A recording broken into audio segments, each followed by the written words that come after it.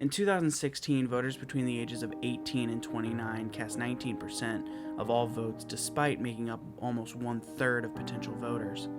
Young people are not sure what their role is in American politics, what their true power is. Let me be the first to tell you, we as young leaders have a lot of power, and if young voters show up, change can happen. As young leaders, it is our job to continue to fight for the things we believe in.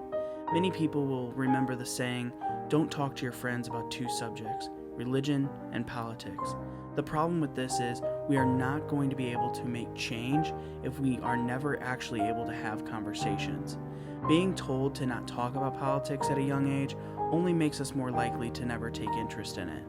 If we want to be able to work together and actually make change in our nation, we must first learn how to communicate and listen to one another. You are not always going to agree with the person next to you, but if you are able to communicate and listen to each other, you will be able to find an understanding of why the person believes the way they do. We as young leaders must move forward together. Young leaders need a platform to speak their mind and a place where their voice will not go unheard. This podcast should be a stepping stone to the next chapter to our great nation. My name is Tony Gambino, and this is Young Leaders Radio.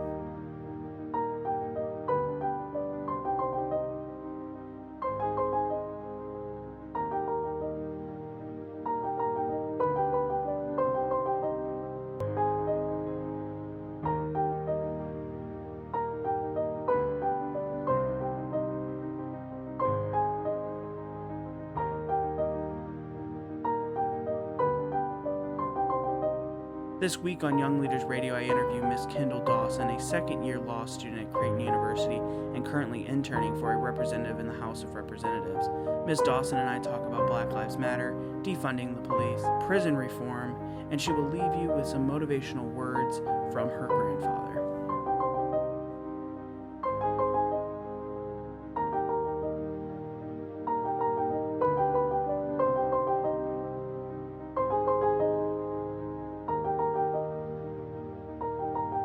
My name is Kendall. I'm originally from Omaha, Nebraska, but I am a Kansas City, Missouri transplant. And I go to Creighton University School of Law. I'm entering my second year this fall. I don't know if we'll be on campus or not, but so I guess some of my interests are I'm really big into social activism. Lately, my newest kind of, I guess, pet project has been prison reform. But over the years, I've been really involved with the Black Lives Matter movement. I've been a big proponent of racial justice, just general social equality issues. And that's how some of my love for law actually got started. So when it comes to your reasoning for going to law school, is this what kind of pushed you in that direction? And what kind of law are you wanting to practice? And where do you hope that takes you one day? Yes, so my mom's actually an attorney, so that's kind of what my love for law stems from. But seeing the social injustice, like I read this thing about how my generation, we grew up with 9/11 and the financial crisis, and then there's this like school shootings, and then there's like vigilante justice and police shootings, and there's just been a lot of just traumatic events that have been happening just I guess over the course of my lifetime, and I'm only 22. So what really solidified my want to go to school and learn how the law works was seeing people be uninformed about the law and what protections they have under the law. And just, I just feel like people are just generally, a lot of people just don't generally know what their rights are.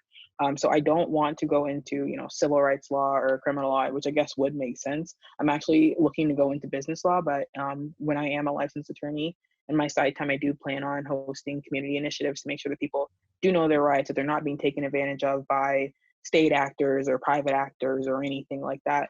So hopefully I can work that in, even though I do want to be a business lawyer by day. You spoke about Black Lives Matter being one of the big initiatives that you've been really working for and movements that you've been working for.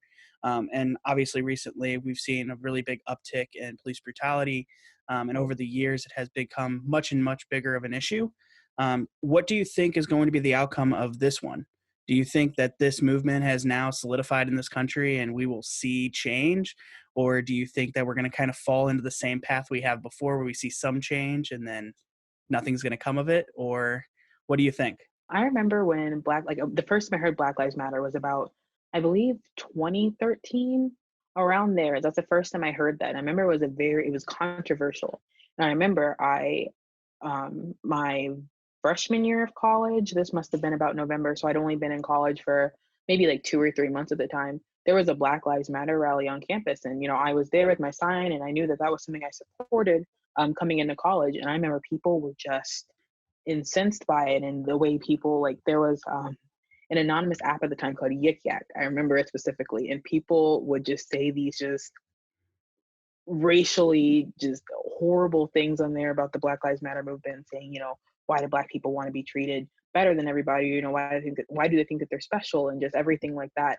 So, and then the second Black Lives Matter rally was the following year during my sophomore year, and then there was kind of the same pushback from people who weren't really aware of what the movement was about. It became a lot bigger, I think, this time around, and we're seeing it painted on streets, we're seeing T-shirts, we're seeing politicians behind it. So I really do have hope that this time is going to be different. I feel like every time for the last maybe 6 or 7 years that I can remember, like, you turn on the TV every couple of months and there's a police shooting where, like, the police have just done something like grossly wrong or just grossly, like, not within their line of duty. And then, there's a lot of uproar for a while and then it kind of dies down. And then three or four more months go by and it happens again, more uproar, and then it just kind of dies down. But I feel like this time I don't know why it happened this time. I don't know what it was about the specific instance, but I feel like it's different because it's on such a national scale. You see politicians are in on it. You have celebrities, you have just a whole bunch of people who understand that Black Lives Matter isn't Black superiority. It's Black Lives Matter. I always say that it has like an implied two at the end. It's always Black Lives Matter too. And people, will counter that and say, all lives matter. And I tell them, like, that's the point. Like that's exactly what it is. Like, you hit the nail on the head. All lives should matter, but all lives can't matter until Black lives matter just as much as everybody else. So I do Absolutely. think it'll be different this time just because there's more information out there. There's more, celebrities are out there talking about the movement and what it is and what it does. And of course, you have pushback and you have people saying that, BLM is like a terrorist organization or they're like solely responsible for looting and burning and just destruction. So, I mean, there's always going to be pushback. There's always going to be naysayers. But I really do feel like that this time is different. I hope to see some lasting systemic change. How much of an effect do you think the looting and the rioting has on the movement? Do you think it degrades it and lowers the amount of like push that it can actually have? Or do you think it's kind of just something that comes with a movement like this? For me, I was saddened to see the rioting and looting, and I was saddened because, like, innocent people who haven't done anything, just happen to have property, are being hurt, and that it does degrade the nature of the movement. It kind of gives somebody, like, it gives people something to say. It gives people who were on the fence a reason to be against BLM, or it gives people who are already against BLM fodder, like, to tell the next person why they should be, or it gives people fodder to call, like, BLM a terrorist organization, which I don't think is true. Obviously, there are a few bad apples, and I'd hate for them to spoil the whole bunch. But a lot of times, like, when people have found that I'm a BLM proponent or I try to, like, defend the movement to people, people will bring up the destruction of property and say, how can you say Black Lives Matter, or like, or how can you burn down property because someone died? And I try to remind people that the loss of property is horrible. Like, I would never wish on anybody. I would never wish for somebody's house to be burnt down, their storefront, their car to be broken into, anything like that. But I try to remind people that the loss of property and the loss of human life are comparable. Like, you can replace property, there is insurance, there's things to rebuild, and like that by no means minimizes it. Like, I'm staunchly against the destruction of property, but at the same time, there's a father that's never coming home, there's a sister that's never going to be at Thanksgiving dinner again, or there's someone's mom who their kids are never going to see again, or someone's friends never going to be at the next, I don't know, like, gathering because their life was taken. So property is replaceable, but human life is not. So that's, Right. I guess that's kind of how I put it. And a lot of you see a lot of news articles come up after these riots and Right. after these big protests that take place that then turn very violent at night, where police officers are getting hurt, Right. and some are even getting killed. And I think that there's definitely something to be said there Mhm. about how nobody deserves to be hurt or Right. injured, but it's something that's going to occur because of the negative reaction of what we've Right. had before. So if Mhm. we don't make change and we don't move forward, things like this are going to continue to happen. Um, Right. I think something that I've always said, it's like if you don't want police to have to work a protest, then there shouldn't be a reason to have a protest in the first place.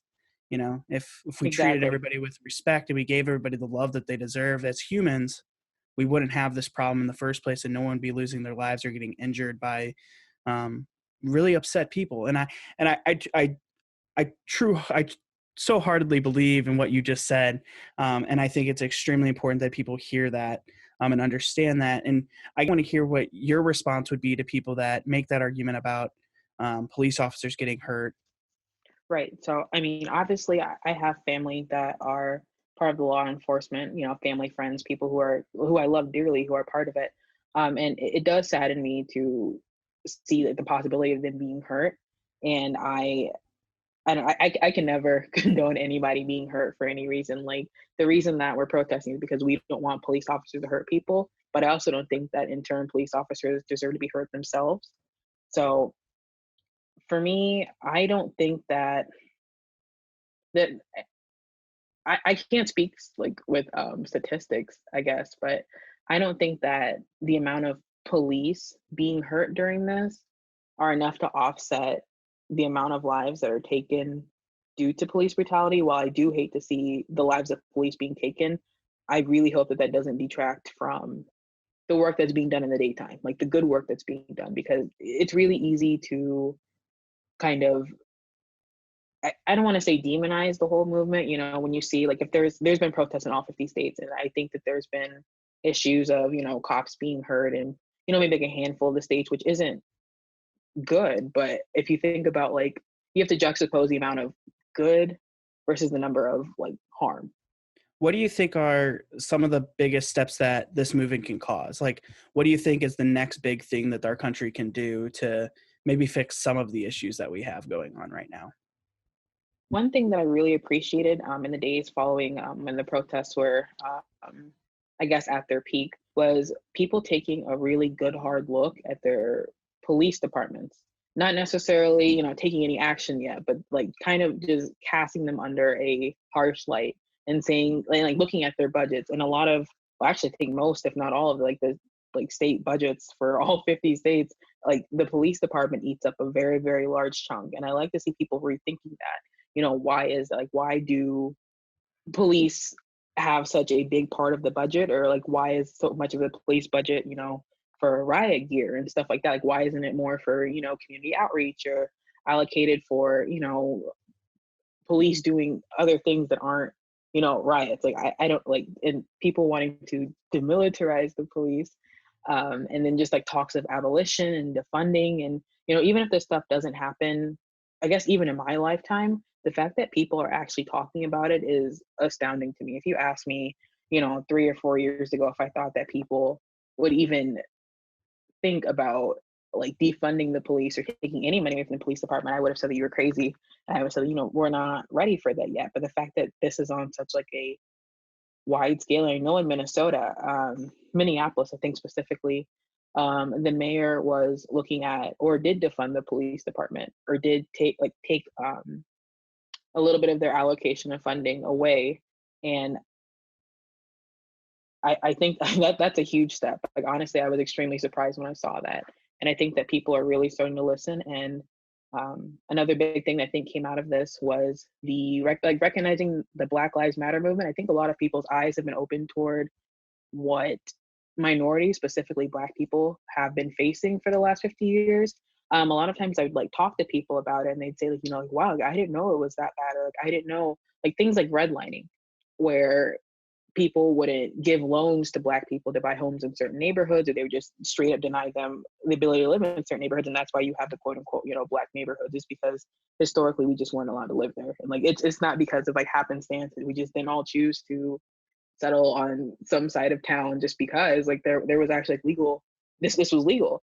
Or a lot of like the legal discrimination that was going on. People have told me like racism is illegal, and I'm like, well, like yes, like sure, on the face it is, but you can exercise a lot in the way that's in a way that's discriminatory. Like it may say in the books that you can't discriminate upon basis of race, but there are certain laws you can weaponize toward people of color if you want to, and it could still technically be legal. So I think it has opened people's eyes to what the Black Lives Matter movement is and why it's there.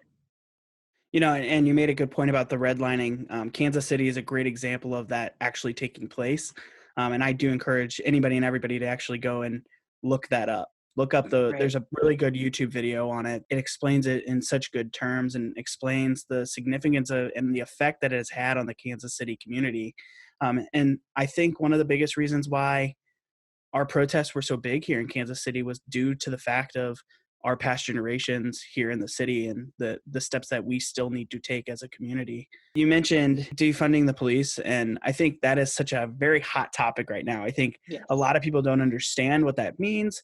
Some people are like, "Oh, you're taking all the money away from the police. We have to get rid of police completely." Right. And I don't truly think that that's the true meaning of defund the police. And I was wondering if you would give me your take on what you believe that defund the police means. Right. So I do see a lot of misinformation, like you said. Like when people like think defund the police, I think taking like the entire police budget to just zero. There's nothing, no police at all. It's just we're all gonna run amok. It's gonna be anarchy, and then that's just that. But so defund the police, what I take it to mean, and what I think most people mean when they say that, is to make sure that the police budget is reallocated toward areas where the police will be less needed. And what I mean by that is instead of having 65% of the city or state's budget go towards the police departments, that maybe 15% of that previous 65% can go toward, safe housing or after school programs or, things to combat food insecurity or job initiatives and just things to where people like there are certain programs that have been proven to reduce the amount of crime.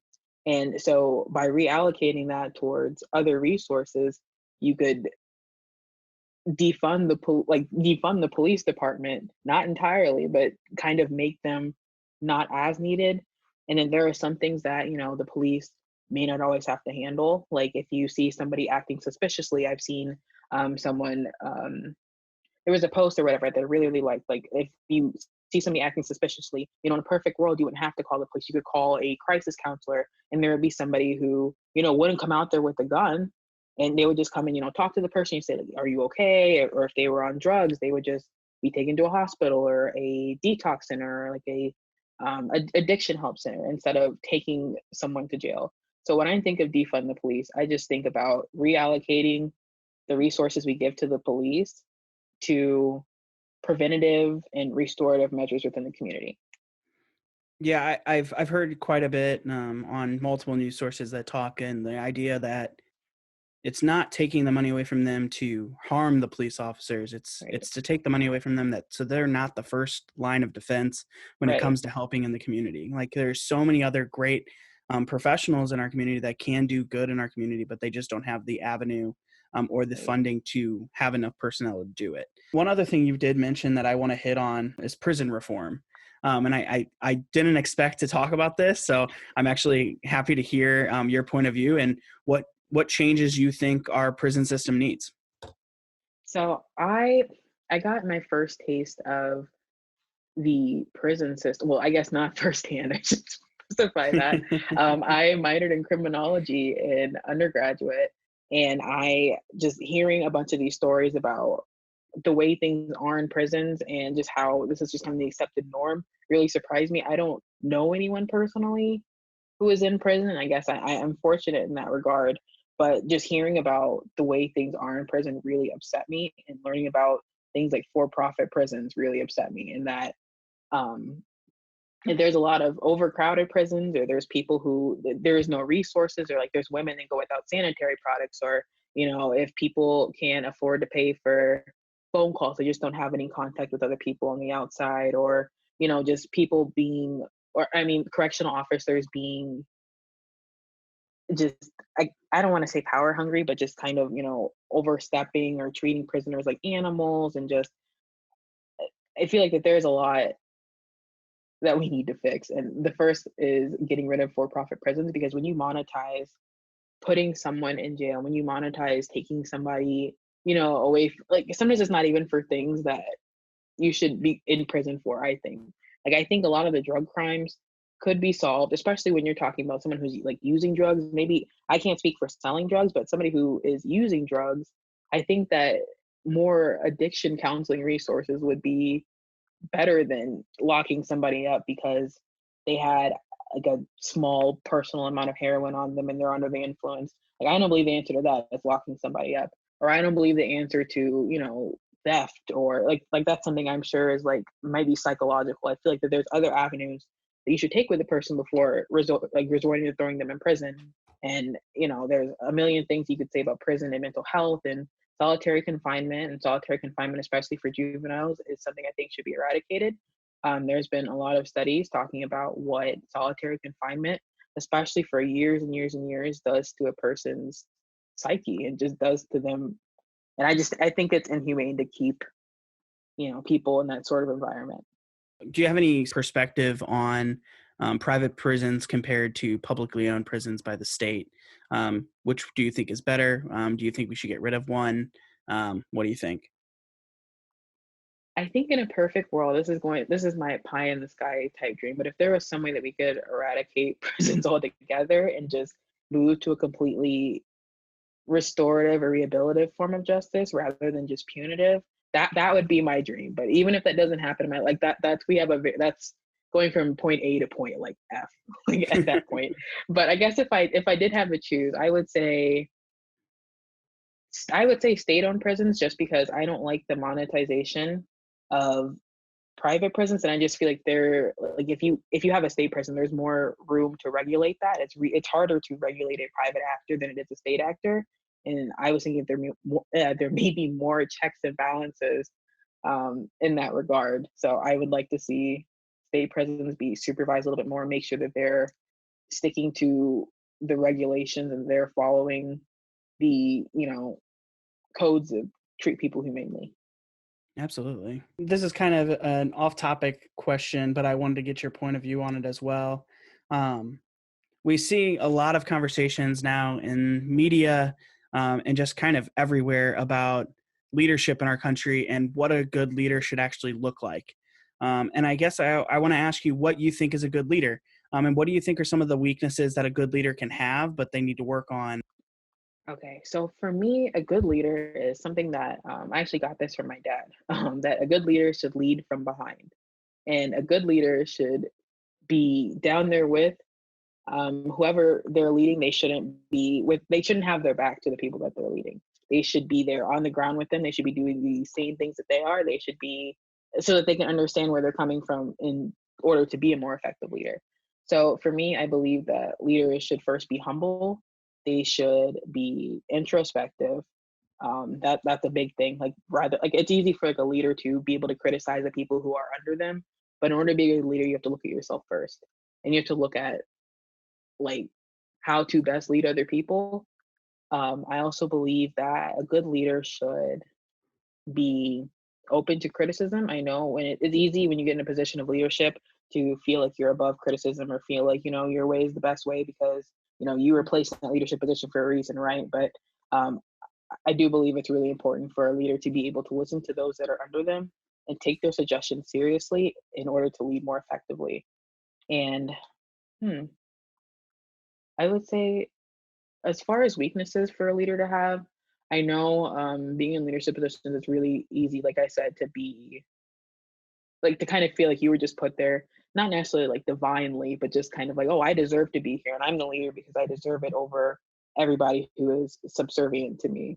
And I think it's important to remember that you are in a leadership position because people trust you and not because you're better than anybody else. And it's not because, you're, I guess, special per se, but it's because people trust you to lead and not to betray that trust. And I believe another weakness that it's okay for a leader to have, but to work on is people who tend to be leaders also tend to be perfectionists from my experience. And it's perfectionism can be good because it inspires you to do well and it inspires you to try your best, but it's easy to feel like you fail as a perfectionist. So I guess that's kind of a trade-off, but it's just if you're a perfectionist, it's just really good to remember that you know it's just not humanly possible to be perfect. You can try your best, and that's all you can do. Yeah, absolutely. And then one other question for you, and then we'll wrap it up here.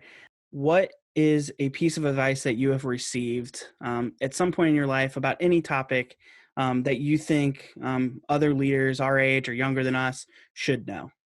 My grandpa has this saying that he's, I guess, known for in the family. He says, "Stick with it, don't quit it, you'll get it." So that's one thing I've always lived by, and he's been telling us that since, I was basically born. So that's one thing he raised my mom, my aunts and uncles on, and he raised me on as well. But what I take that to mean and how I've used that in my life is things like nothing is really easy the first time. Like, I guess I got a taste of that when I went to college. I remember my first semester because I guess kindergarten through 12th grade, I didn't have to try for anything. I just showed up on the day of the test, didn't study, got an A, everything was fine. But I remember my first semester in college, I remember getting my first, I think it was like a C. And, people couldn't understand why I was so upset, like with the C's, like even though I didn't study. And I'm like, well, I'm not used to having to study. So, I did feel defeated. And I was like, maybe college isn't for me, or maybe this isn't what I'm supposed to be, or maybe like I should just drop out of the class and just take something else for the elective next semester. But what my grandpa said really stuck with me, and that's something that kind of repeated through my head. So I stuck with it. I didn't quit, and lo and behold, I did it. So, and I could say the same thing about law school and hopefully my career in the future, that if you just really commit to something and you commit to getting better at it and you really make it your purpose to do well at something, there's a high chance that you will eventually. Well, Kendall, thank you so much for joining me today. And I wish you all the best in your second year of law school. I really appreciate you coming on today. Thank you so much. I really appreciate it. I love being here. I again want to thank Miss Kendall Dawson for joining me on Young Leaders Radio this week. The 2020 election is only a few months away, and I encourage you all to register to vote. Voting is one of the best ways for younger generations to make change in our great nation. If you would like to be a guest on Young Leaders Radio, please email me at youngleadersradio@gmail.com. Young Leaders Radio is now on Facebook and Instagram, so if you liked the episode and would like to stay up to date on all things Young Leaders Radio, give us a like and a follow. Thank you for listening, and I hope to have you all back next week for another episode of Young Leaders Radio.